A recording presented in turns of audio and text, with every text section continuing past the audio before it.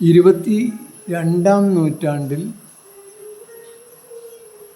എന്തായിരിക്കും ഈ ലോകത്തിൻ്റെ ശാസ്ത്രീയ നിലവാരം, ശാസ്ത്രീയ ബോധം എങ്ങനെയായിരിക്കും?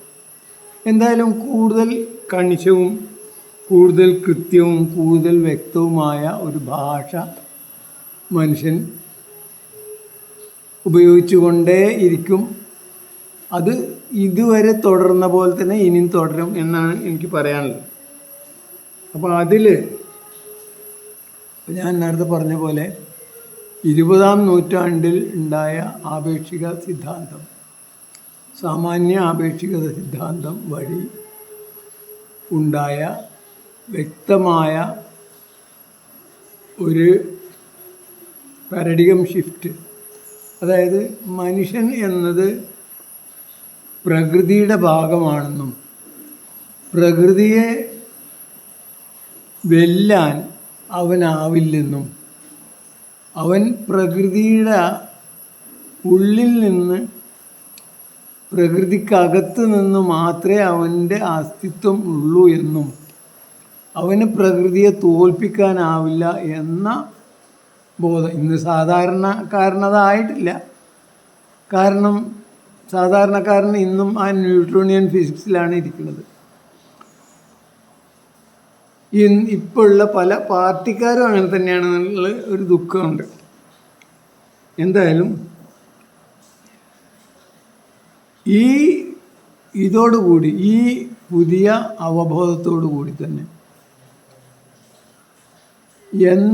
യഥാർത്ഥത്തിൽ പ്രകൃതി പൂർണ്ണമാണെന്നും പ്രകൃതി പെർഫെക്റ്റ് ആണെന്നും പ്രകൃതിയെ നമുക്ക് വെല്ലുവിളിക്കാനോ തിരുത്താനോ കൂടുതൽ നന്നാക്കാനോ കഴിയില്ല എന്ന ഒരു അവബോധം മനുഷ്യരിലേക്ക് മെല്ലെ പടർന്നുകൊണ്ടിരിക്കുകയാണ്. അത് 22-ാം നൂറ്റാണ്ടോടുകൂടി അതാവാനുള്ള സാധ്യതയുണ്ടെന്നും ഈ 21-ാം നൂറ്റാണ്ടിൽ അതിനു മുമ്പുണ്ടായിരുന്ന പ്രത്യേകിച്ച് ഈ ആസുരഭാവങ്ങളാൽ മറ്റുള്ളവരെ കീഴടക്കണം എന്ന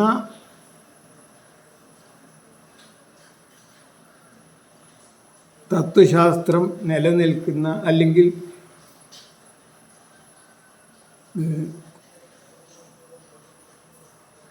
കഴിവുള്ളവൻ മറ്റുള്ളവരെ കീഴടക്കാം എന്ന അവബോധം അംഗീകരിക്കുന്ന, അല്ലെങ്കിൽ സർവൈവൽ ഓഫ് ദ ഫിറ്റസ്റ്റ് എന്ന തത്വശാസ്ത്രത്തിൻ്റെ ഉപജ്ഞാതാക്കൾ, എൻ്റെ അഭിപ്രായത്തിൽ യൂറോപ്യന്മാർ, അവരുടെ ആധിപത്യം ഇല്ലാതാവുമെന്നും ഒന്നായിട്ട് ലോകത്തെ എല്ലാവരും കൂടി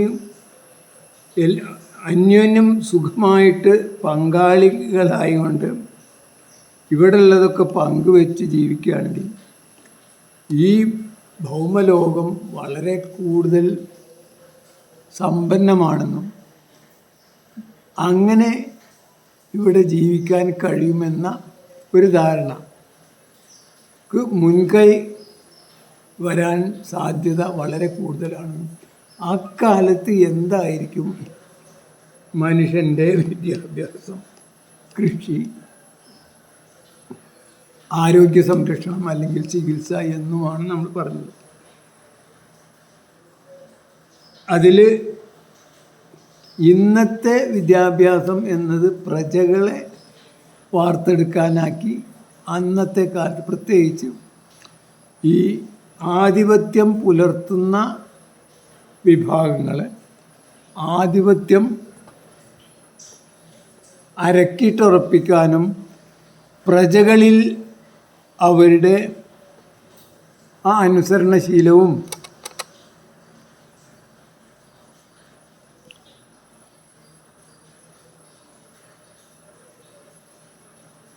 ആശ്രിതത്വവും അല്ലെങ്കിൽ യജമാന ഭക്തിയും നിലനിർത്താനും വേണ്ടി ഉണ്ടാക്കിയ അതേ വിദ്യാഭ്യാസ സമ്പ്രദായത്തിന് എന്ത് പറ്റുന്നു, ഇതുവരെ എന്തൊക്കെ ചെയ്താലാണ് കൂടുതൽ നന്നായിട്ട് പഠിക്കുക എന്നത് മാറി എന്തൊക്കെ ചെയ്യാതിരുന്നാലാണ് കൂടുതൽ നന്നായിട്ട് പഠിക്കാൻ കഴിയുക എന്ന ഒരവസ്ഥയിലേക്ക് ലോകം മാറുന്നു എന്നാണ് നമ്മൾ പറയുന്നത്. അപ്പോൾ ഈ യഥാർത്ഥത്തിൽ ഉണ്ടായിരുന്ന യജമാന ഭക്തി, അനുസരണശീലം, സ്വസംസ്കാരത്തോടും സ്വസമൂഹത്തോടുള്ള അവഗണന, അത് എന്നെ വളരെ മോശമായി കാണൽ, അതിൽ നിന്ന് രക്ഷപ്പെടൽ എന്നതും അതിൻ്റെ ഭാഗമാണ്. അതായത്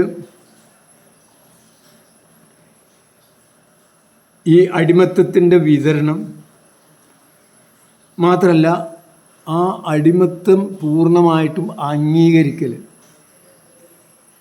അതാണ് യജമാനൻ്റെ രീതികളാണ് ശരി, അതിലും വലിയ ശരികൾ നമുക്ക് കണ്ടെത്താൻ കഴിയില്ല എന്ന അവബോധം. ഇതൊക്കെയാണ് യഥാർത്ഥത്തിൽ വിദ്യാഭ്യാസം കൊണ്ട് അവരുദ്ദേശിച്ചതും അവർ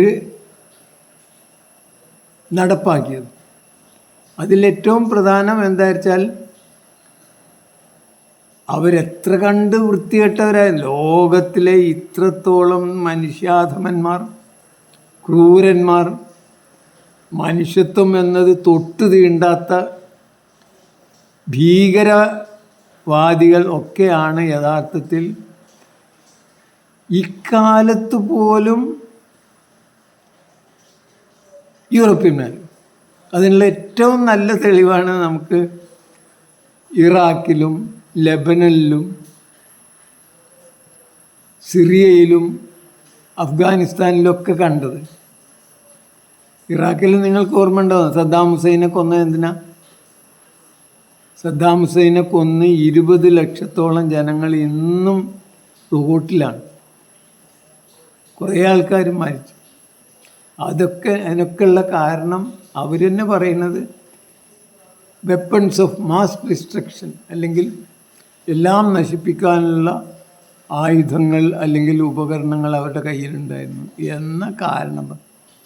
പക്ഷെ അതിൻ്റെ യാതൊരു തെളിവും പിന്നീട് അവർ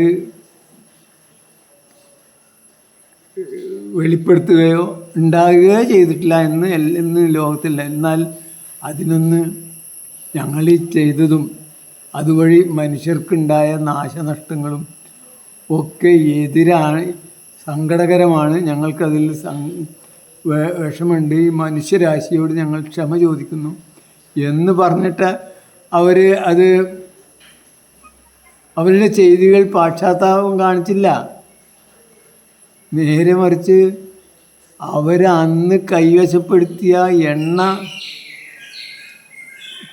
കിണറുകളും മറ്റൊക്കെ ഇന്നും അവരുടെ കയ്യിൽ വെച്ചിട്ട് അതിന്ന് ഊറ്റി എടുത്ത് സ്വന്തമാക്കുന്ന കവർച്ചക്കാരാണ് ഇന്നും ഈ അമേരിക്കക്കാർ, USA എന്ന് പറയുന്നത്. അതിൽ വലിയ വമ്പത്തരം ഇപ്പോൾ ട്രംപൊക്കെ അത് വമ്പത്തരായിട്ട് പറയുകയും ചെയ്തു. എന്തായാലും അതാണ് അവരുടെ അവസ്ഥ. എന്നാലും നമുക്ക് അവർ വലിയ ആൾക്കാരായിട്ട് തോന്നിക്കാനുള്ള ഏറ്റവും പ്രധാന കാരണം നമ്മളെ തലച്ചോറിനെ, നമ്മളെ ബുദ്ധിശക്തിയെ അവർ പ്രാക്ഷാളനം ചെയ്തിരിക്കുന്നു. മനുഷ്യ മസ്തിഷ്കത്തെ പ്രാക്ഷാളനം ചെയ്ത് അവരാണ് എന്നും ശരി, അവരെന്ത് ചെയ്താലും തെറ്റല്ല എന്ന ബോധം അവരുണ്ടാക്കിയിരിക്കുന്നു എന്നാണ് ഞാൻ പറഞ്ഞത്. അത് ഒഴിവാകും. മാത്രമല്ല, ഓരോ കുഞ്ഞും എങ്ങനെ സ്വയം പഠിക്കാം, എങ്ങനെ തൻ്റെ ബാഹ്യസമ്മർദ്ദങ്ങളില്ലാതെ ആന്തരിക ചോദനകളാൽ, അത് ലോകത്തെ എല്ലാ ജീവികൾക്കും ഉണ്ട്, എങ്ങനെ കൂടുതൽ നന്നായിട്ട് പഠിക്കാം എന്ന അവബോധം ഉണ്ടാവുകയും അങ്ങനെ അവർ പഠിക്കാൻ തുടങ്ങുകയും അതുവഴി ഈ ഓരോ വ്യക്തിക്കും കഴിയാവുന്നതിൻ്റെ ഏറ്റവും ഉന്നത നിലവാരത്തിൽ അവന് ലോകത്തെ, തൻ്റെ സമൂഹത്തെ, ഇനി വരുന്ന തലമുറകളെ, കഴിഞ്ഞുപോയ തലമുറകളൊക്കെ എങ്ങനെ സേവിക്കാൻ കഴിയുമെന്നും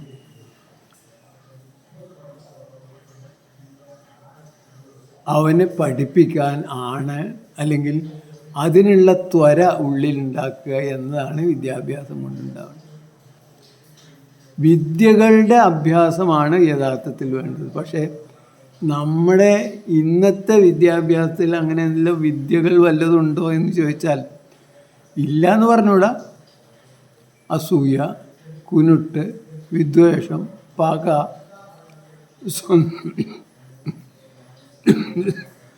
സ്വസംസ്കാരത്തോടുള്ള അവഗണന, വെറുപ്പ്, അതിൽ നിന്ന് രക്ഷപ്പെടാനുള്ള ത്വര എന്നുള്ളതൊക്കെ അതിലുണ്ട്. പക്ഷേ അതൊരു പോസിറ്റീവായ വിദ്യയായിട്ട് കണക്കാക്കുന്നില്ല. സ്വന്തം ഒരു ചായ ഉണ്ടാക്കാനെങ്കിലും നമ്മളെ 10 കൊല്ലത്തിൽ ഇപ്പോൾ സ്കൂൾ വിദ്യാഭ്യാസ കാലത്ത് പഠിപ്പിക്കുന്നതായിട്ട് എനിക്ക് തോന്നിയില്ല. അതിലും കണക്കും സയൻസും വിഷയങ്ങളൊക്കെ ഉണ്ട്. ആ രീതിയിൽ അത് പഠിപ്പിച്ചിട്ടില്ല എന്നാണ് ഞാൻ മനസ്സിലാക്കുന്നത്. അത് അടുത്തതായിട്ട് അപ്പോൾ അങ്ങനെയുള്ളൊരവസ്ഥയിലേക്ക്, അതായത് ഓരോ കുഞ്ഞിൻ്റെയും തനതായ കഴിവുകൾ, ഇന്നേറ്റായിട്ടുള്ള കഴിവുകൾ, ശേഷികൾ, അത് പരമാവധി വികസിപ്പിക്കാനായിട്ട് ഓരോ കുഞ്ഞിനും പറ്റിയ രീതിയിലുള്ള പഠന പ്രവർത്തനങ്ങൾ, പരിശീലന പ്രവർത്തനങ്ങൾ, ടെക്സ്റ്റ് ബുക്കുകൾ ഓരോ കുഞ്ഞിനായിട്ടും ഉണ്ടാക്കുന്ന ഒരു രീതിയിലേക്ക് മാറും. അതിന് സമൂഹവും അധ്യാപകനും ഉയർന്ന നിലവാരത്തിലേക്ക് ഉയരും. ഇപ്പോഴുള്ള തത്തമ്മയെ പൂച്ച പൂച്ച എന്ന് പറഞ്ഞ് കാണാതെ പഠിച്ച് പരീക്ഷ എഴുതി പാസ്സായി, PSC പരീക്ഷയും കൂടി കഴിഞ്ഞ് പാസ്സായി, ഒന്നും ചെയ്യും ഒരന്തമില്ലാത്ത ടീച്ചർമാരാവില്ല എന്ന്. ഓരോ കുഞ്ഞും എങ്ങനെ പഠിക്കണം എന്നതിനെക്കുറിച്ചിട്ട് തല പുകഞ്ഞ് ആലോചിക്കുന്ന, അതിൽ ഏറ്റവും താല്പര്യം കാണുന്ന അധ്യാപകരും വിദ്യാർത്ഥികളും ആണ് അന്നുണ്ടാവുക. മാത്രമല്ല ഓരോ കുഞ്ഞും സ്വന്തം കുഞ്ഞാണെന്നും ആ കുഞ്ഞിൻ്റെ എല്ലാ പുരോഗതിയും തൻ്റെ കൂടി വിജയമാണെന്നും അതിൻ്റെ ലാഭം തനിക്ക് കൂടി കിട്ടും എന്ന് ഉറപ്പുവരുത്തുന്ന ഒരു സമൂഹം കൂടിയാവുമ്പോൾ ആ ഓരോ അധ്യാപകനും ഓരോ അധ്യാപികയും തൻ്റെ കുഞ്ഞുങ്ങളെ ഏറ്റവും നന്നായിട്ട് വികസിക്കാൻ എന്തൊക്കെ ചെയ്യണം, എന്തൊക്കെ സൗകര്യങ്ങൾ, എന്തൊക്കെ വസ്തുക്കൾ, എന്തൊക്കെ വ്യവസ്ഥകൾ ഒക്കെ കുഞ്ഞിന് പകർന്നു കൊടുക്കണം, തയ്യാറാക്കി കൊടുക്കണം എന്ന് ചിന്തിക്കുന്ന അധ്യാപകരുണ്ടാവുന്നത്. അതാണ് വിദ്യാഭ്യാസത്തിലുണ്ടാവുന്നത്. അടുത്തതായിട്ട്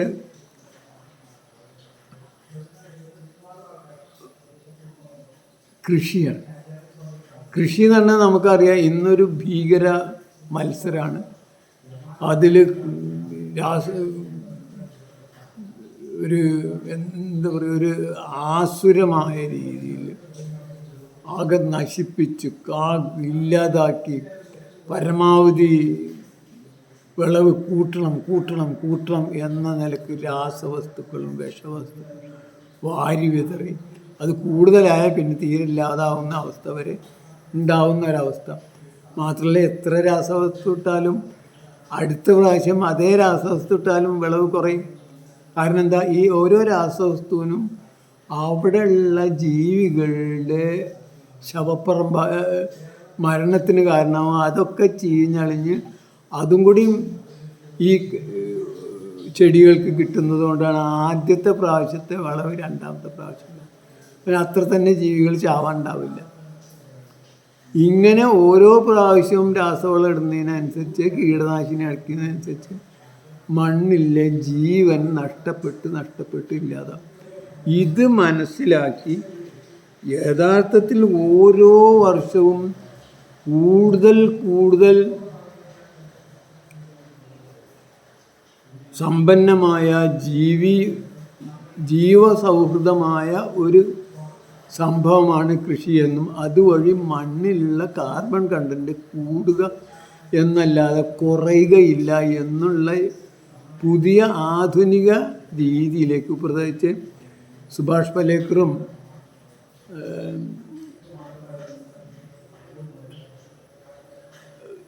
എസ് എ ദവൽക്കറും അതേപോലെ മസനോബു ഫുക്കുവോക്കോയൊക്കെ കാണിച്ചു തന്ന രീതിയിലേക്ക് അതിലൊക്കെ മണ്ണിൻ്റെ ഗുണം, നിലവാരം, അതിലെ ജൈവസമൃദ്ധി കൂടിക്കൊണ്ടിരിക്കുകയായിരിക്കും ഓരോ വർഷം കൂടുന്നു.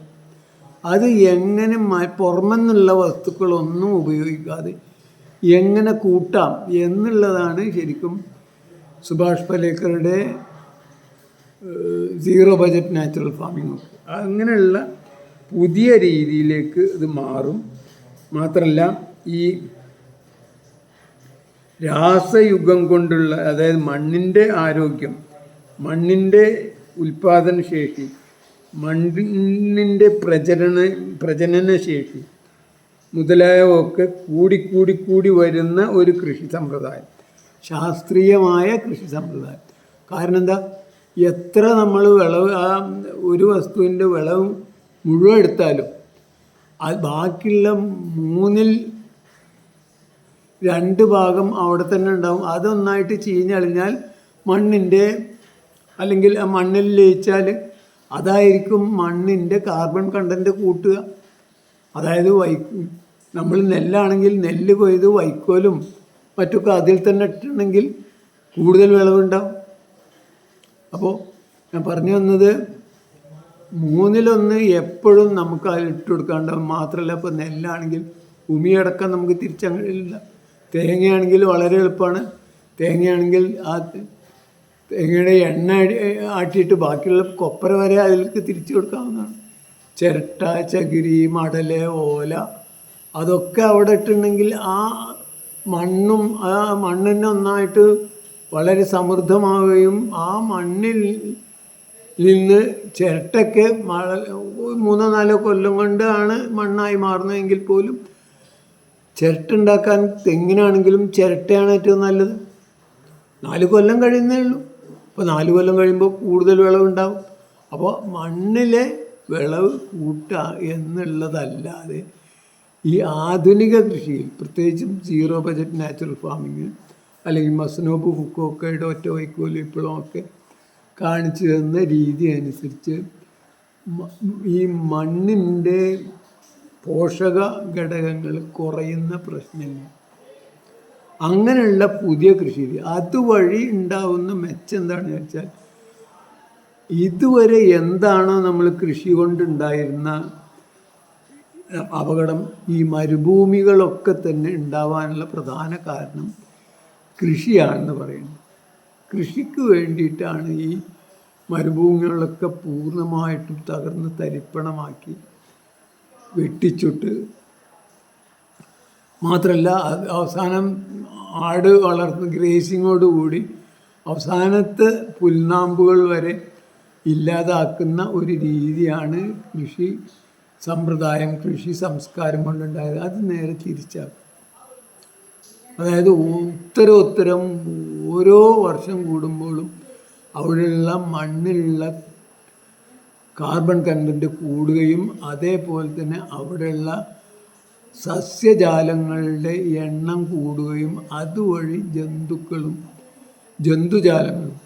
ജന്തുക്കളും സൂക്ഷ്മജീവികളും കൂടി അവിടെ മുഴുവൻ. അപ്പോൾ ഈ കൃഷിയുടെ പ്രത്യേകത എന്താണ്? കൃഷിയുടെ പ്രത്യേകത എന്നത് സൂര്യപ്രകാശത്തെ സ്വീകരിച്ച്, പച്ചിലകളെ കൊണ്ട് സ്വീകരിച്ച് അവിടെ കാർബൺ സൗര ഊർജ സ്വീകരിച്ച് ഊർജ ഗുളികകളായിട്ടുള്ള കാർബോഹൈഡ്രേറ്റുകൾ ഉണ്ടാക്കുക എന്നുള്ളതാണ്. അതിന് അവിടെ എന്ത് വേണം? ഇലകളെ കൊണ്ടുള്ള, പച്ചിലകളെ കൊണ്ടുള്ള ഒരാവരണം അതുണ്ടാക്കും. അതായത് മരങ്ങളാണെങ്കിൽ, കാടാണെങ്കിൽ വളരെ കൂടുതൽ നന്നായി. കാരണം കാട്ടിലായിരിക്കും ഏറ്റവും കൂടുതൽ ഈ പ്രകാശ സംശ്ലേഷണം വഴിയുള്ള ഈ എനർജി ട്രാൻസ്ഫോർമേഷൻ നടക്കുക. കാരണം കാട്ടിൽ ചെന്നിട്ടുണ്ടെങ്കിൽ എത്ര നട്ടുച്ചക്കാണെങ്കിലും ഏത് വേനൽക്കാലത്താണെങ്കിലും നല്ല തണുപ്പാണ്. കാരണം എന്താ, അവിടെയുള്ള ചൂട് അവിടെ സൂര്യൻ ഇല്ലായിട്ടല്ല, ഈ സാധാരണ മൈതാനത്ത് എത്ര കണ്ട് ചൂടുണ്ടോ അത്രയും ചൂട് കാട്ടിലുണ്ട്. പക്ഷെ ആ ചൂടിനൊക്കെ കൺവേർട്ട് ചെയ്ത് കെമിക്കൽ എനർജിയാക്കി സംരക്ഷിക്കുന്ന, സൂക്ഷിക്കുന്ന, അല്ലെങ്കിൽ ബാറ്ററിയാക്കി മാറ്റുന്ന ഒരു പ്രക്രിയയാണ് യഥാർത്ഥത്തിൽ കൃഷി എന്നാണ് നമ്മൾ പറയുന്നത്. അതോടുകൂടി ഉണ്ടാവുന്ന മെച്ചം എന്താണെന്ന് വെച്ചാൽ ആദ്യം ഓക്സിജൻ കിട്ടുന്നു. ഓക്സിജനാണ് ആദ്യത്തെ അതിൻ്റെ പ്രോഡക്റ്റ്. രണ്ടാമത്തെ എന്താ വെച്ചാൽ കാർബൺ ഡൈ ഓക്സൈഡിനെ വലിച്ചെടുക്കുന്നു, ഇല്ലാതാക്കുന്നു. വിഷം വലിച്ചെടുക്കുന്നു, ശുദ്ധവായു തരുന്നു. മൂന്നാമത്തതാണ് ജലസംരക്ഷണം. നാലാമത്തതാണ് പിന്നെ ഊഷ്മാവിൽ അല്ലെങ്കിൽ എയർ കണ്ടീഷനിങ്. ഇങ്ങനെയുള്ള കുറേ ഗുണങ്ങൾ പ്രധാനമായിട്ടും അതിന് സ്വാഭാവികമായിട്ടുണ്ടാകും.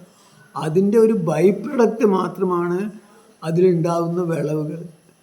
അപ്പോൾ വിളവുകൾ എന്ന് പറഞ്ഞാൽ മുഴുവനായിട്ടൊന്നും നമുക്ക് വേണ്ടതില്ല, നമുക്ക് വളരെ കുറച്ച് മാത്രമേ വേണ്ടുള്ളൂ. അതിനുള്ള ഏറ്റവും നല്ല ഒരു കണക്ക് നിങ്ങൾക്ക് എസ് എ ദബോൽക്കറുടെ പ്ലൻറ്റി ഫോർ ആൾ എന്ന പുസ്തകത്തിൽ നിന്ന് കാണാം. കാരണം ആകെ പെയ്യുന്ന സൂര്യപ്രകാശത്തിൻ്റെ 1% നമ്മൾ ഇന്ത്യക്കാരെടുക്കുകയാണെങ്കിൽ തന്നെ നമ്മൾ ലോകത്തിലെ ഏറ്റവും കൂടുതൽ ഊർജ്ജ സമ്പത്തുള്ള രാജ്യമാവും എന്ന് അദ്ദേഹം അതിൽ തെളിയിച്ചിരിക്കുന്നു. അന്നത്തെ കാലത്ത് നമ്മൾ ചിലവാക്കുന്ന നമ്മളെ ആവറേജ് എനർജി ഉപഭോഗത്തിൻ്റെ 79 ഇരട്ടി അമേരിക്കക്കാരന് ഉപയോഗിക്കുന്നുണ്ടായിരുന്നു. അവരുപയോഗിക്കുന്നത് മറ്റു പല കാര്യങ്ങൾ യുദ്ധം ചെയ്യാനും മറ്റുള്ളതിനൊക്കെ ആയിരുന്നെങ്കിൽ പോലും അതിലും കൂടുതൽ എനർജി നമ്മൾ ഈ 1% കൊണ്ട് കിട്ടുന്നതാണ്. അപ്പോൾ അത്രത്തോളം എളുപ്പമാണ്. ഇതിന് ഒരു പ്രയാസമില്ല. കാരണം നമ്മളെ നെല്ലിന് പോലും 4% സൂര്യപ്രകാശം സ്വീകരിക്കാനും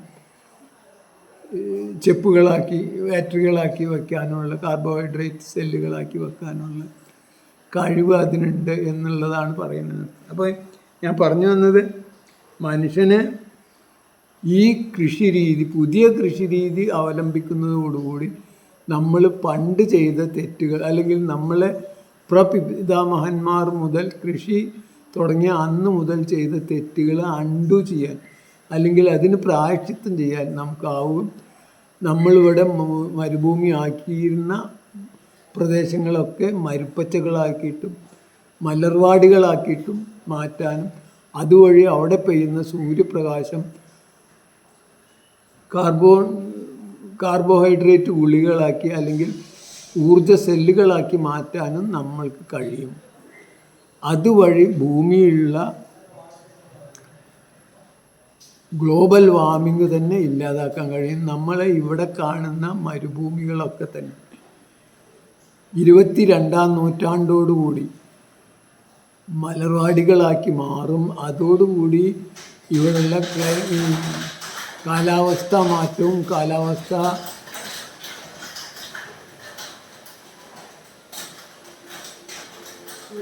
യുടെ ഭീകരമായ മാറ്റങ്ങളൊക്കെ തന്നെ ഇല്ലാതാവാനാണ് സാധ്യത എന്നാണ് എനിക്ക് പറയാനുള്ളത്. അടുത്തതായിട്ട് ആരോഗ്യ സംരക്ഷണം. ആരോഗ്യത്തിൻ്റെ കാര്യത്തിലാണ് വളരെ വലിയ മാറ്റം വരാൻ പോകുന്നത്.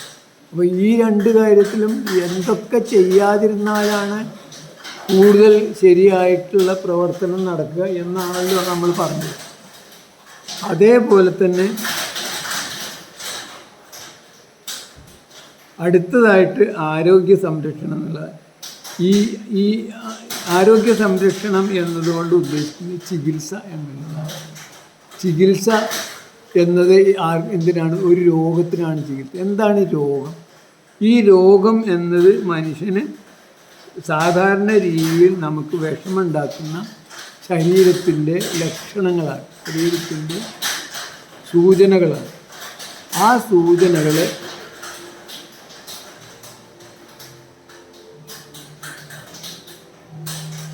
സൂചനകളെ എന്തുകൊണ്ട് എന്ന് മനസ്സിലാക്കലാണ് പ്രധാനം. അങ്ങനെ മനസ്സിലാക്കാൻ എന്ത് വേണം വിചാരിച്ചാൽ ഇന്ന് ആരോഗ്യ ചികിത്സ എന്നത് ചൂഷണത്തിനുള്ള ഒരു ഉപാധിയായിട്ട് ഉപയോഗിക്കുന്നു. അതിനെക്കുറിച്ചിട്ട് നമുക്ക് പറയാം. ഭയങ്കര മഴ പെയ്യുന്നത് നമുക്ക് ജയ് ഹിന്ദ്, ജയ് ഭാരത്, ജയ് ഇന്ത്യ.